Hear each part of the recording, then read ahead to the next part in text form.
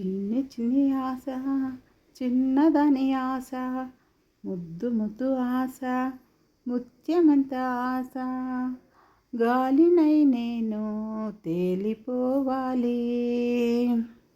July నెలండి మొత్తము ఎక్కడ చూసినా సీతాకోకచిలుకలు విపరీతంగా ఉన్నాయి. ముఖ్యంగా పూల దగ్గర అయితే తప్పకుండా మకరందం సేకరించడానికి అవి వస్తున్నాయి. గుంపులు గుంపులుగా తిరుగుతున్నాయండి పార్కులో. అయితే నాకు బాగా నచ్చిన సీన్ కాబట్టి ఇది మీకు అందరికి చూపించాలని నేనైతే ఈ వీడియో తీశాను. ఎంతమందికి నచ్చిందండి లైక్ చేయండి.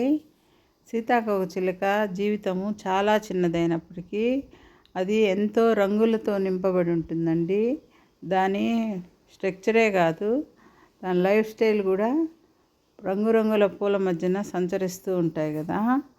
మనం కూడా అలాగే ఉండాలండి. లైఫ్లో ఎప్పుడు నిరుత్సాహపడకూడదు.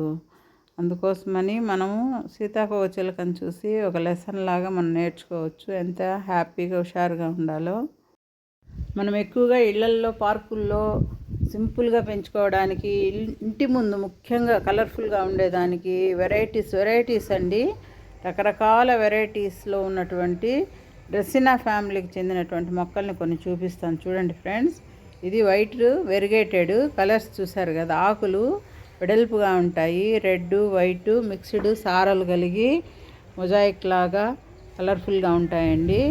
వీటిని మనము 10 మొక్కలు 5 మొక్కలు అట్లా గ్రూపులుగా వేసుకోవాలి. సింగిల్గా కంటే కూడా గ్రూప్గా వేసుకుంటే అది లుక్ బాగొస్తుంది. ఇక్కడ బెడ్లో ఎట్లా వేశారో చూస్తున్నారు కదా.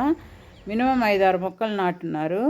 ఇవి కూడా పొడవు కుండీలలో వేస్తున్నారండి. చాలా హెల్తీగా ఉన్నాయి. ఆకులు మంచి డార్క్ బీట్రూట్ కలర్ అని చెప్పొచ్చు ఒక రకంగా. మనము రెడ్ కూడా కాదు, ఇది పింక్ అండ్ రెడ్ కలర్ మిక్సింగ్లో ఉన్నాయి ఫ్రెండ్స్.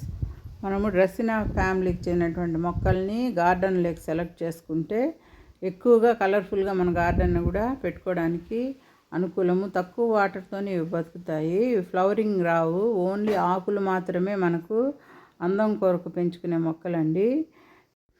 ఈ ఫ్రూట్ని గుర్తుపట్టారా ఫ్రెండ్స్? చూడ్డానికి చెర్రీ కాయలాగా ఉన్నాయి కదా. చూస్తే ఇది వాటర్ యాపిల్ అండి. మంచి కలర్ఫుల్గా ఉంటుంది. రెడ్ కలరు భలే నిగనిగలాడుతున్నాయి కదా కాయలు. చాలా అందంగా ఉంటాయండి. ఈ చెట్టు కూడా ఇంట్లో మనము పూల మొక్కలను ఎలా పెంచుకుంటామో అలాగా ఈ వెరైటీ ప్లాంట్స్ని కూడా మనం పెంచుకోవచ్చు. ఈ మొక్క పేరు సంగ్ ఆఫ్ ఇండియా అని పిలుస్తామండి. ఇది కింద గడ్డలు ఉంటాయి, దీనికి బల్బ్స్ అని పిలుస్తాము. వీటి ద్వారా దీన్ని డెవలప్ చేసుకోవచ్చు. ప్లీజ్ సబ్స్క్రైబ్ అండి. ఛానల్ని ఎంకరేజ్ చేయండి ఫ్రెండ్స్.